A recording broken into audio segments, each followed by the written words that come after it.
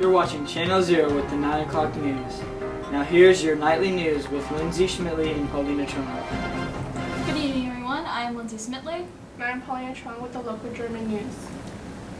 Tonight, the causes of the World War have been brought to our attention. Breaking news! Another world war explodes. Germany backfires in Europe because of their grievances and gains vengeance as it proceeds throughout the continent. Just short of wartime, Germany still has many reparations, as well as redrawn boundary lines.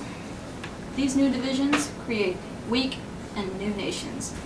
All this results from the Treaty of Versailles, which was signed by Germany on January 18, 1919. From this punishment and death, Germany finds itself in a deep economic crisis. Germans panic and do not know where to turn. Many are living in slums, bomb buildings, and do not have enough food or water. Although the nation is not all for a communist leader, they know that they cannot continue the way that they are. A nationalist named Adolf Hitler takes Germany under his wing. Hitler is rebuilding his military, making them stronger, and later forming the Nazi Party. In order to get out of this economic crisis, there must be someone to blame. Hitler despises the Jewish people because he despises communists, and most of the past communists are Jewish. They also do not fit Hitler's perception of the ideal race. This ideal person is called an Aryan. The Führer finds everything that is wrong with the Jews, and that is why Germany must be rid of them. Let it be known that Jews have degraded Germany. Nazis gradually placed the Jewish people in concentration camps, so they will be out of Germany's way. The nation starts its domination by invading Poland and occupying half of it as well. The rest of Europe should be as follows. Now here's Paulina with the war in Europe. Thanks, Lindsey. Now here's the update on the invasion of the Soviet Union. Back in 1941, the German soldiers invaded the Soviet Union. Within the first week, they were able to reach the city of Minsk, which is located 200 kilometers from the frontier. After this attack, Stalin felt the need to resign his role as dictator. Just a few weeks ago, Stalin withdrew his country to the Dacha. Germany joined forces with Finland, Russia, Hungary, and Spain with an army of 300 men to invade the Soviet Union. On the first day, they were able to destroy 4,000 of the Soviet planes. In other news, the World War is coming to an end. American troops have been coming in and invading our war camps. This is causing many disputes between Germany and the United States. It has not been confirmed, but there has been rumors going around about Germany splitting into two different nations. We have questioned government officials, but none of them have been confirmed or denied this rumor. When we come back, Jenna will report on the rise of dictators. Stay tuned. You're watching Channel Zero with the nightly news. Well, hello there, German citizen. Hello. Would you like some tea? Why, sure. Let me get my sugar. This is what the American Allies are doing. Join the Nazis. As the long war ends, many citizens are left wondering how our government got to where it is today. Recently, a private interview with Adolf Hitler surfaced. In this clip, Hitler answered questions and set many rumors straight. Hitler gained power by campaigning with the Nazis. After many posters and propaganda were released, he was legally made chancellor. Hitler then gained control over the military. Why did he disobey the orders of the Versailles? Why did the Warsaw Pact come to be? More to come. How did the totalitarian leaders influence you in the choices you make today? Well, the totalitarian leaders that were before me, I sort of, how would you put it? I used them as example. I learned from their mistakes, therefore putting me on the top of the leaderboard. Anything else? Alan Paris released a statement saying that there are concentration camps. Is this true? Concentration camps? If there are concentration camps, they're only for concentration on work. They're work camps.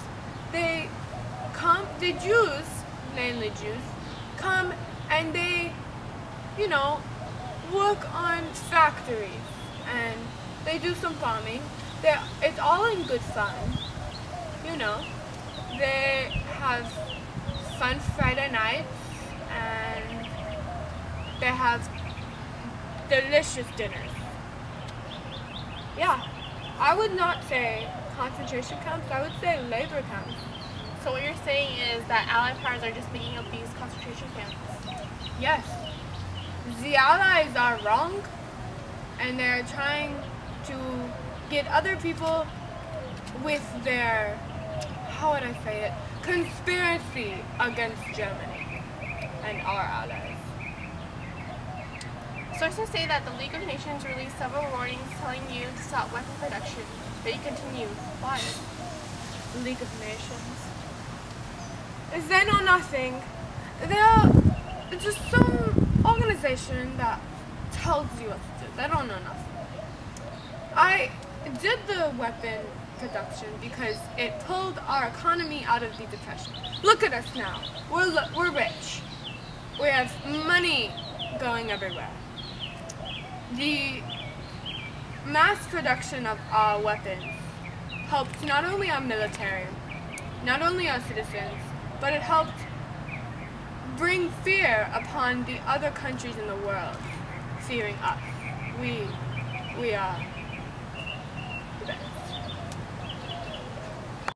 As he said, Mussolini and Stalin acted as role models for him. Like Hitler, Mussolini and Stalin were both made leader of their country legally, more or less. By using the military, they gained loyalty and support from the troops and the citizens. Many of the recent totalitarian leaders gained popularity by telling the people what they wanted to hear, giving them an easy and instant solution for their problem, especially economically. Our ally, Mussolini, rose to power by appealing to industrial leaders, and through connections he was made dictator. On the other hand, Stalin became ruler by succession. Lenin passed on and Stalin stepped in. Behind Stalin in his quest for totalitarian leadership were Mussolini and the entire Communist Party. Over in Japan, by climbing the military ranks, Tojo became the prime minister and militaristic leader. Overall, totalitarian leaders had nothing but a positive impact on the world. Now, here's Andrea on one of the sites of many of the alleged concentration camps. As the world stands in utter disbelief and oblivious as to what has happened in the past few years, they question Hitler's actions. It is said that these concentration camps forcibly put those who were able to work under extremely harsh conditions, and those who weren't were sent to the gas chambers, where they were killed immediately. The Allies disagree with Hitler's wrongdoing. Germans believe that the Jews were the ones to blame for their economic problems in Germany. These non-Aryans have been persecuted since 1933, being deprived of the rights to citizenship, jobs, and property, and even having to wear the Yellow Star of David at all times. But why is it being brought to the interest of the nation now? How did this genocide occur under so many people's noses? This mass slaughter is currently under investigation and has the world questioning the German Nazis. Are they to blame? Keep up with Channel Zero News for more information on the devastation that has the nation in shock. Now here's a word from our sponsors. Channel Zero News is brought to you by Hershey's Zero Candy Bar. Caramel, peanut, and almond nugget covered with white fudge. Sources have told us that Samuel Zygelbaum, a former resident of a ghetto in Warsaw, was found dead May 12, 1943, after what authorities say was a suicide. Zygelbaum arrived in London claiming unfair treatment of Jews in Poland. It is said that after numerous attempts to convince the authorities of this blasphemy, Zygelbaum committed suicide. Thanks for tuning in to Channel Zero News. I'm Lindsey Smitley. I'm Jenna Rutan. And I'm Paulina. Don't forget to tune in tomorrow night for your nightly news. Good night.